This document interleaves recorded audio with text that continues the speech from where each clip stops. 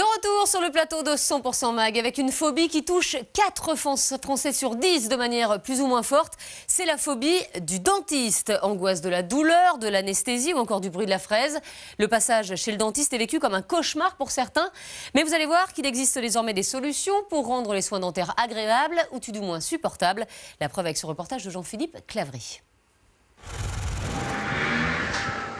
Voilà, donc comme vous savez faire, vous allez commencer par ressentir tous les appuis du corps sur le fauteuil en commençant par les pieds. Dans quelques instants, Grégory va vivre une expérience hors du commun. Il va subir des soins dentaires sous hypnose. Tout a commencé en 2009. Grégory a rencontré Djihad, un praticien réputé qui a changé sa vie.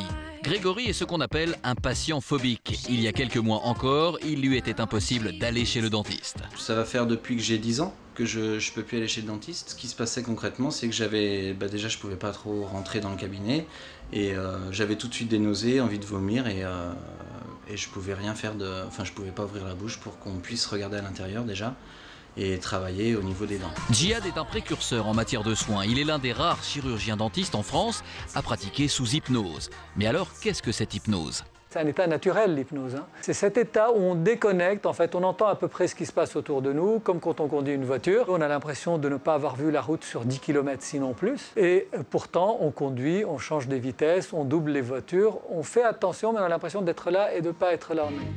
Nous avons tous en tête les gravures anciennes qui illustraient le travail des arracheurs de dents.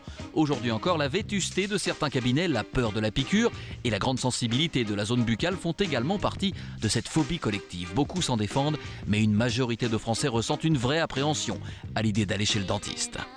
Dans cette magnifique maison bourgeoise vit justement une femme terrorisée. Bon, n'exagérons rien, Agnès a 3 enfants et ce matin, après avoir rangé un peu sa maison et préparé le déjeuner, contrairement à ce qu'elle pourrait laisser croire, elle est particulièrement angoissée.